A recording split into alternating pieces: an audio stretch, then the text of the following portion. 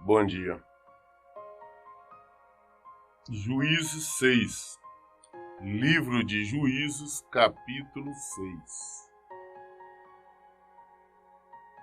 Novamente, o povo de Israel pecou contra Deus, o Senhor, e por este motivo ele entregou nas mãos dos midianitas.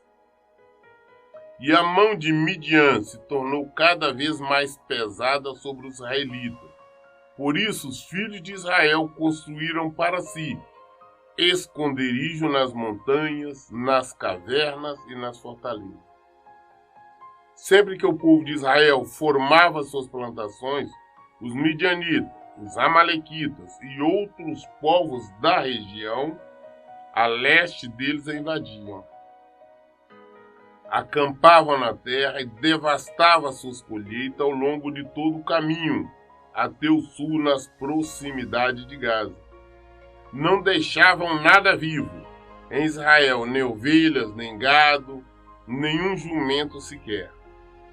Eles subiam trazendo seus animais e suas barracas e chegavam como um enxame de gafanhotos. Era uma multidão de guerreiros, impossível de se contar. Todos seus homens e camelos invadiam a terra com o objetivo de destruir tudo. Por causa de Midian, Israel foi reduzido a tamanha miséria que os israelitas passaram a clamar por socorro a Deus, o Senhor. Então, quando o povo de Israel rogou a Deus por causa dos midianitas, o Senhor enviou-lhe um profeta que lhe exortou: assim diz Deus, o Deus de Israel: eu vos fiz subir do Egito e vos fiz sair da escravidão. Eu vos livrei da mão dos egípcios, da mão de todos que vos oprimia. Eu os expulsei diante de vós e vos concedi a terra onde eles habitavam. E também vos declarei: eu sou Deus, o vosso Deus, o Senhor. Não temais os deuses e o poder dos amorreus em cuja terras habitais. Contudo, vós não me destes ouvidos. Então nós vimos antes que eles tinham desobedecido ao Senhor já algumas vezes, e esta desobediência vinha a opressão. E quando estavam no sofrimento, na opressão, então eles lembravam novamente de Deus. Deus tinha dado paz, eles tinham ficado 40 anos em paz. Quando Deus tinha levantado um juízo, tinha combatido as guerras, Deus tinha vencido, expulsado, mas eles abandonaram a Deus novamente. E o abandono veio o castigo. Deus permitiu que Midian, os midianitas e todos os guerreiros da região invadissem a Israel, oprimissem Israel. E eles vinham, aquele enxame guerrilheiros, eles acabavam com as plantações, roubavam, apoderavam de tudo que eles tinham. Por esses motivos, os hebreus, os israelitas, viviam cavando, escondendo nas rochas, nas fortalezas, nas montanhas, alguma coisa para tentarem sobreviver. Mas vivia numa penúria, em estado de miséria. Tudo isso em virtude do pecado. Aí, nesse estado de miséria, de opressão, resolveram clamar a Deus. Deus então enviou um homem, um profeta. Esse homem chega e fala: olha, eu tirei vocês, né, referindo-se à descendência deles, tirei vocês do Egito, vocês estavam oprimidos, vocês eram escravos, eu tirei vocês, conduzi vocês com mão poderosa até esta terra, desalojei os habitantes, entreguei a terras na mão de vocês. Mas em virtude da desobediência, o castigo veio. Eu falei com vocês não deveriam temer nenhum Deus estranho, nenhuma imagem, nem absolutamente nada, somente a mim, porque eu sou Deus. Eu cuidaria de vocês, eu prometi cuidar. E vocês sabiam disso, vocês teve exemplo. A maneira como eu tirei vocês do Egito, trouxe até aqui, cuidando o tempo todo. Eu prometi continuar cuidando de vocês se vocês me obedecessem. Vocês não me obedeceram, por isso entreguei. Por isso esse sofrimento. Como eu tenho sempre dito, nós vivemos na opressão, nós vivemos em desespero, vivemos em miséria, miséria espiritual, miséria emocional, miséria psicológica, miséria física, miséria material, todo tipo de miséria. Nós vivemos porque nós desobedecemos o Senhor. Eu vejo pessoas opressas, sim, vivendo oprimidas. Isso não é na rua, não, nos templos, nas igrejas. As pessoas, quando chegam para falar com você, só tem a lamentar. Lamenta os problemas com os filhos, com a esposa, com o marido, situação financeira, a saúde, é tudo. Aí você fala, mas sou evangélico. Ser evangélico, falar que é evangélico é fácil. Falar que hoje é essa moda gospel. Mas o negócio não é ser evangélico, é ser cristão. É ser discípulo de Jesus. É andar nos caminhos dele, é obedecer. Que as pessoas hoje estão indo nas igrejas, nos templos, sempre como um encontro social. Vão em busca de diversão. Eles vão em encontro ali de uma reunião, não, congregar. Congregar hoje é sinônimo de simplesmente um ajuntamento de pessoas. Faz as repetidas orações, participam de campanha e qualquer coisa, dão dinheiro e voltam para suas mazelas. Voltam para os seus pecados, voltam para a mentira, voltam para o adultério. Eu digo nem volta, às vezes o adultério está acontecendo dentro do próprio templo. A mentira, o roubo, a desonestidade acontece dentro dos próprios templos. Infelizmente, já se foi a época em que quando nós passávamos em frente a um templo, ouvíamos ali igreja tal, igreja essa ou aquela, nós sabíamos que estavam passando em frente a um local onde se reuniam, onde se juntavam as pessoas para louvar a Deus, para agradecer a Deus, para meditar na palavra de Deus, para aprender. E as pessoas que ali frequentavam, as pessoas respeitavam, porque sabiam que eram homens e mulheres de Deus. Hoje é o contrário. Quando se passa em frente, fala, olha, estão indo levar dinheiro para pastor, estão em diversão. E às vezes nós olhamos, pessoas saem de lá, nós conhecemos aquelas pessoas. Estão ali dentro do templo, mas nós sabemos a vida delas fora dali. Por isso a opressão. Por isso a opressão.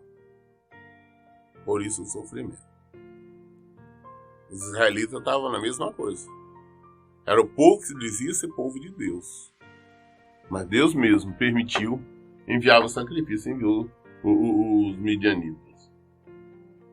O anjo de Deus veio e assentou-se sobre o grande carvalho que está em Ofra, que pertencia a Joás, filho de Abiezer. E aconteceu que Gideão, filho de Joás, estava malhando trigo num tanque de prensar uvas, a fim de ocultá-lo dos midianitas. Então, naquela época, o Senhor enviava o anjo dele. O anjo veio, encontrou ali Joás, o filho de Joás, encontrou Gideão, filho de Joás, que estava ali num lugar apertado, que é lugar de prensar uva, e estava ali malhando o trigo escondido, com medo dos medianitas virem e tomar. Então o anjo do Eterno apareceu a Gideão e lhe saudou. Deus está contigo, valente guerreiro. Nós sabemos que ele era um medroso. Sabemos que ele era covarde. Ele estava escondido ali com medo dos midianitas. Mas Deus chegou, o anjo do Senhor chegou trazendo uma palavra de incentivo, uma palavra de ânimo. Chegou cumprimentando. Deus está com você, valente guerreiro. Ao que Gideão declarou: ai, meu Senhor, se Deus está conosco, por que nos sobrevém toda esta calamidade? Onde estão todas as maravilhas que os nossos pais nos contam quando afirma: não nos fez Deus subir do Egito? Entretanto, agora o Senhor nos abandonou e nos entregou nas mãos de Midian. Gideão questiona, fala: mas vem cá, se o Senhor é com nós, por que todo esse sofrimento? Por que os midianitas estão nos oprimindo? Por que o Senhor nos entregou na mão dos midianitas? Interessante que nós sempre queremos a solução, por que nós estamos sofrendo. Nós não olhamos nossos erros, nós não olhamos nossos pecados. A resposta era clara. Porque eles abandonaram o Senhor. Nós iniciamos aqui o primeiro versículo, capítulo 6, assim: novamente, o povo de Israel pecou contra Deus, o Senhor, e por este motivo ele entregou nas mãos dos midianitas. Por esse motivo. Então Gideão questiona: vem cá, e as maravilhas que nós ouvimos falar, que aconteceu com nossos avós, com nossos pais, o tirar do Egito, todo o poder, os milagres, maravilha, mas agora nós estamos abandonados. Como é que você fala que Deus é com nós? Por qual motivo? Não lembra do pecado. Não lembra dos erros. Então o Senhor olhou para Gideão e lhe ordenou: vai com a força que tu tens. Vai e liberta o povo de Israel das mãos de Midian. Ora, não sou eu quem te envias? Falou: não vai você, rapaz, com sua força vai libertar o povo. Eu estou te enviando. Vai, liberta este povo. Não sou eu que estou te enviando? Não sou eu que estou te mandando? Ai de mim, meu senhor, contestou Gideão. Como posso salvar a Israel? O meu clã é o mais pobre da tribo de Manassés. E eu sou a pessoa menos importante da minha família. Falei: olha, como é que eu posso salvar Israel? Como é que eu posso fazer alguma coisa por Israel? O meu clã, sou da tribo de Manassés, é menor. É uma das menores tribos de Israel. E eu, na minha família, eu sou o menor, o desconhecido, eu não sou ninguém. Como que eu posso fazer? Ele se julgava inferior. Ele se julgava incapaz. Assim como Moisés, quando nós vimos lá quando Deus enviou Moisés. Falei: não, se eu não sei, não, nem falar eu sei. Deus falou: não foi eu que formei o ouvido, a boca? Não foi que Deus respondeu para Moisés? E agora, quando Deus convoca também Gideão, ele lembra que ele é de uma tribo fraca, da menor, que é de uma família fraca, e que ele é o mais fraco, é o mais o desconhecido na família. É o menos importante da família dele. Mas Deus lhe afirmou: eis que eu estarei contigo, e tu vencerás os midianitas, como se fosse um só homem. Falou: rapaz, eu vou estar com você. E você vai vencer os midianitas como fosse um só homem. Eu, Senhor. Agora imagina quando você sabe, Deus fala com você, fala: olha, eu vou estar com você. Então você sabe que você pode vencer qualquer coisa. Porque Ele é Deus, Ele é o Criador, Ele é o Senhor. Ele estando com você. Contudo, Gideão replicou: se encontrei graça aos teus olhos, dá-me um sinal de que és tu quem de fato fala comigo. Não te afaste daqui, rogo-te, até que eu volte e traga a minha oferenda e deposite diante de ti. E o Senhor respondeu: esperarei até que volte. Gideão foi para casa, preparou um cabrito e com um efá, cerca de 20 quilos de farinha, fez pães sem fermento, pôs a carne num cesto e o caldo numa panela, trouxe-os à sombra do grande carvalho e os ofereceu a ele. E o anjo do Senhor lhe ordenou: toma a carne e os pães sem fermento e os coloca sobre esta pedra e derrama o caldo sobre eles. E Gideão assim fez. Então o anjo do Senhor estendeu a ponta do cajado que trazia em uma das mãos e tocou a carne e os pães sem fermento. Então brotou fogo da rocha e consumiu a carne e todos os pães sem fermento, e o anjo do Senhor desapareceu. Enquanto está ali, Gideão já estava em dúvida. Falou: será que é Deus mesmo que está falando comigo? Será que realmente é o anjo do Senhor? Falou: então vamos fazer uma coisa. Se eu achei graça aos seus olhos, certo? Me espere aqui até eu voltar. Não saia daqui até eu voltar. Eu vou preparar uma oferenda, oferecer alguma coisa. O anjo falou: não, eu aguardo. Ele foi lá, preparou o cabrito, a farinha, trouxe tudo. O anjo falou: não, coloca aqui em cima da pedra, coloca assim, ó. Você coloca o cabrito, coloca a farinha e coloca o caldo por cima. Tudo com ordem, direitinho, organizadinho. Ele colocou. O anjo então tocou com o cajado dele sobre a pedra. Fogo subiu, labareda subiu, queimou tudo, sumiu, consumiu tudo. Ou seja, mostrou, provou para Gideão que ele era o anjo do Senhor.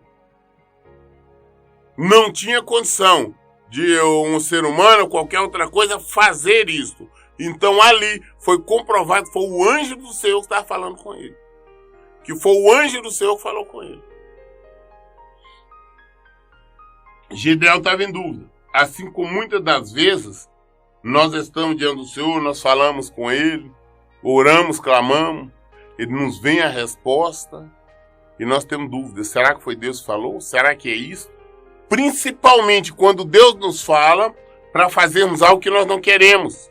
Fazer algo que é contra a nossa vontade, a nossa natureza, o nosso querer. Nós ficamos em dúvida. Será que foi Deus mesmo que falou? Gideão ficou. Deus mostrou que era o anjo dele. Assim que Gideão concluiu que realmente vira o anjo de Deus, exclamou com grande temor: ai de mim, ó Senhor, meu Deus, eis que eu vi o anjo de Deus face a face. Ele se assustou. Falei: meu Deus, eu vi, foi o anjo do Senhor. É realmente, ai de mim.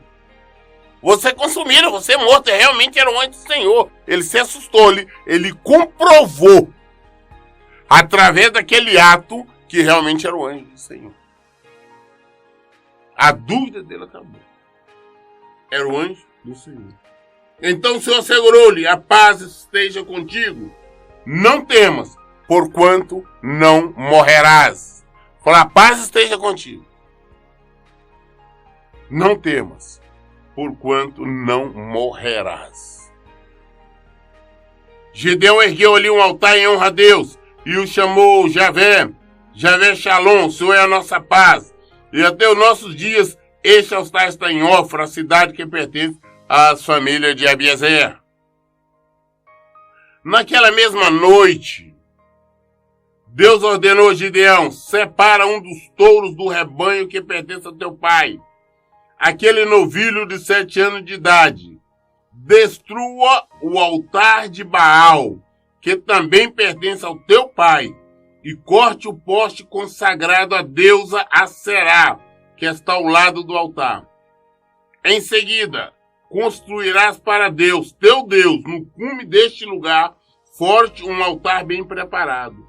Tomarás então o segundo novilho e a oferecerás em holocausto sobre a madeira do poste ídolo que terás derrubado.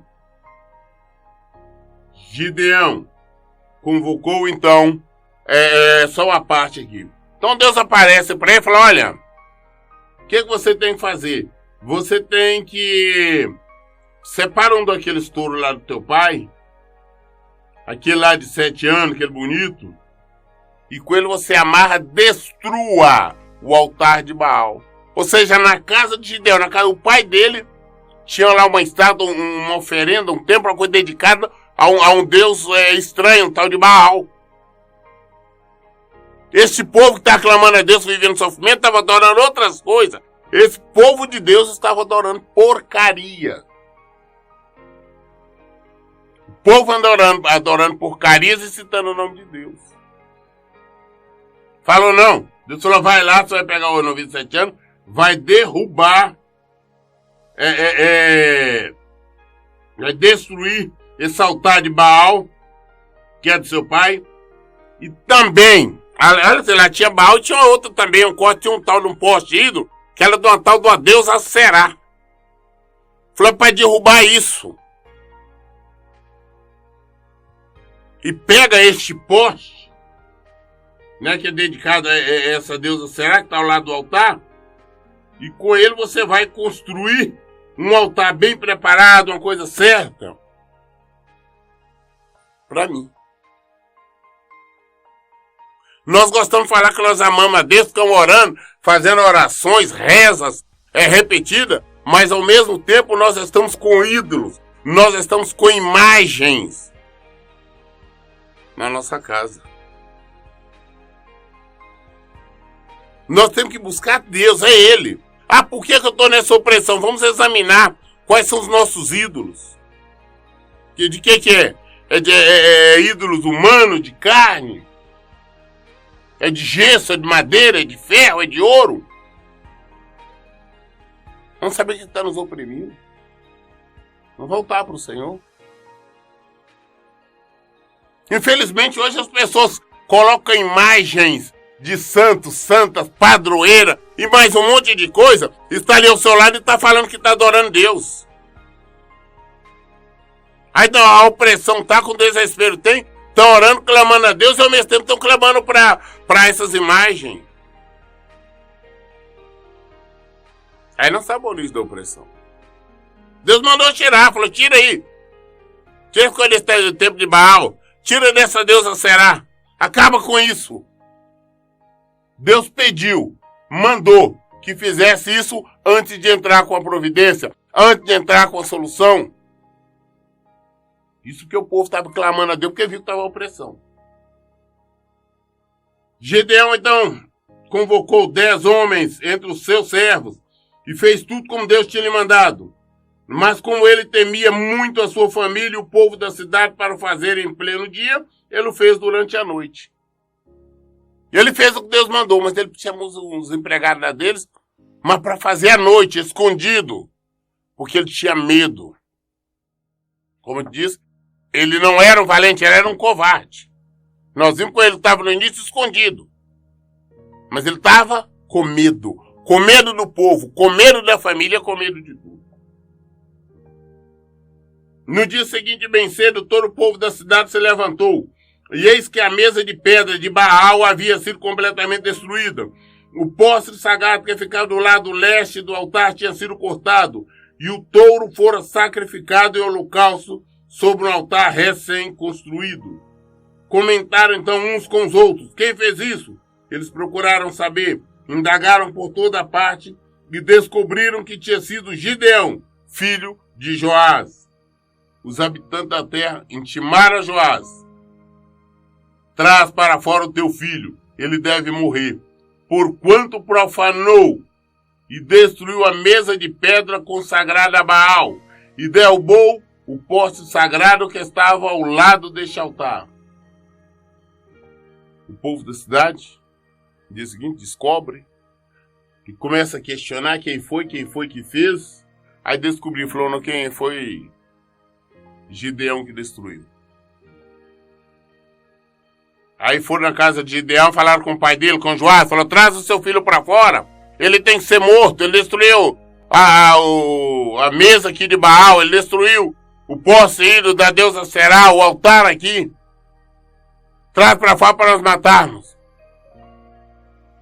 Este povo estava zeloso por causa de imagens, por causa de coisas. E não percebi que a opressão era exatamente por este motivo. Mas aqui agora observamos a resposta do pai de Joás. do pai de Gideão. Joás, entretanto, declarou à multidão enfurecida que o rodeava: defendeis a Baal? É a vós que cabe o dever de vir em seu socorro? Portanto vos afirmo que qualquer que por ele contender, ainda esta manhã será morto. Se Baal é de fato um deus, que a si mesmo se defenda, pois derribaram o seu altar. Por este motivo, a partir daquele dia, Gideão passou a ser chamado de Jerebaal, porque dizia que Baal lute contra ele, pois o seu altar é que foi derrubado. O pai dele, Joás, falou: não, se alguém contender, se alguém brigar, fizer alguma coisa por causa de Baal, esta manhã ainda ele vai morrer, essa pessoa. Porque se Baal é Deus, ele que defenda, ele que contenda, ele que brigue com quem derrubou o seu altar, se ele é alguma coisa. Se ele é alguma coisa, então que ele defenda, que ele brigue, que ele contenda por ele mesmo. Que espécie de Deus é esse? Que porcaria de Deus é esse tal de Baal? Aí, naquele dia começaram a chamar Gideão de Jerubaal, porque falou Jerubaal, porque dizia Baal lute contra ele. Nesse meio tempo, todos os midianitas, amalequitas e outros povos que vinham do leste uniram-se às forças de seus exércitos e atravessaram o Jordão e acamparam no vale de Jezreel. Então o Espírito de Deus tomou pleno controle de Gideão e o fez tocar o shofar, a trombeta de convocação, conclamando assim todos os adbierritas para segui-lo. Enviou mensageiros a todo o Manassés, chamando as armas, e também a Ceia, Zebulon e a Naftali, que também subiram ao seu encontro. Deus, o Espírito Santo, tomou então Gideão. Aí então, ele passou seu homem corajoso, passou seu homem forte, e ele tocou então o shofar, a trombeta de convocação, chamando seus irmãos para a guerra. E o povo veio, mandou chamar os irmãos para reunir para a peleja. E eles vieram. Vieram o pessoal de Asser, Zebulon, Naftali, foram todos ao seu encontro, preparar para a guerra. Mas primeiro teve que destruir as imagens. Nós temos que aprender. Nosso Deus é Deus. Ele faz e nós vemos as obras dele. Agora nós vemos, não tem uma imagem ali, não é disso, é daquilo. Mas como que uma imagem feita por nós mesmos, por nossas mãos, nós fazemos ela de gesso? Hoje não faz nem na manual, não. É na máquina. Hoje coloca o gesso, a barra, o ferro, a barra, a madeira, qualquer coisa numa máquina e já sai de lá a imagem, já sai de lá deuses. E o povo está se rendendo, está se curvando, falando que é Deus. É um Deus que se você tem que carregar, mudar de lugar, colocar no instante, colocar em qualquer coisa, fala que você é Deus. Isso não pode fazer nada por ninguém. A única coisa que pode fazer é Deus, é Jesus. Enquanto nós não destruirmos isso, Deus não vai nos libertar. O Espírito Santo não vem. O Espírito só veio a Gideão. Depois, então, que tirou essas imagens. Então Gideão rogou a Deus: se vai de fato salvar Israel por meu intermédio, como disseste, vê, depositarei uma porção de lã no local onde malhamos o trigo. Se de manhã o orvalho estiver molhado a lã e o chão em volta dela estiver seco, então poderei ficar certo que tu realmente me usarás para libertar o povo de Israel. E assim aconteceu. Quando Gideão se levantou no dia seguinte, logo ao romper da aurora, torceu o velo de lã e do orvalho dele tirou uma taça cheia d'água. Ele era um homem medroso, ele era um covarde. Ele agora na volta falou: Senhor, mas vem cá, se o Senhor realmente vai me usar para vencer, um homem cheio de dúvida, de medo, se realmente o Senhor vai me usar para lutar em prol de Israel e vencer, então preciso de uma prova. Eu vou fazer agora à noite, pegar um velo de lã, ou seja, tipo um molho de algodão, e vou colocar aqui fora. Se amanhã de manhã ele estiver molhado e todo o resto, sem orvalho, sem nada seco ao redor dele, então eu sei que é o Senhor. Aí no dia seguinte ele acorda e vai lá, Toda a terra estava seca, não tinha tido orvalho à noite. Ele pega o algodão, ele espreme, ele encheu uma taça de água. Deus mostrando, comprovando. Fala, rapaz, eu tô chamando, eu vou com você, você vai vencer. Mas nós veremos que ainda ele tem dúvida. Contudo, Gideão suplicou a Deus: não te irrites comigo se fala ainda uma vez. Permite que eu faça uma última vez a prova da porção de lã. Desta vez que nada fique seco, senão apenas o velo, e toda a terra ao redor se cubra de orvalho. E Deus fez conforme o que fora pedido naquela noite. A porção de lã ficou totalmente seca, mas o chão em volta do velo amanheceu coberto de orvalho. Falou: não, Senhor, agora me permite que eu fale mais uma vez. Pedi mais uma vez. Agora eu vou colocar novamente esse velo de lã aqui, esse tipo de algodão. Mas eu quero que amanhã ele esteja seco e todo o resto ao redor esteja tudo molhado, cheio de orvalho. Aí ele colocou no dia seguinte. A lã ali, aquele tipo algodão, estava sequinho. E o restante tudo encharcado de orvalho. Deus mostrando, Deus comprovando que tinha chamado. Quando Deus chama, quando Deus fala, Ele confirma e Ele envia. Nós temos que abandonar os nossos ídolos. Nós temos que abandonar nossas imagens. Nós temos que abandonar nossos pecados e ir para o Senhor. Fazer a vontade dEle. Porque Ele nos tira, Ele nos liberta. Ele transforma tudo. Vamos voltar para o Evangelho. Toda a resposta está na Bíblia. Hoje nós concluímos a leitura do Juízes 6.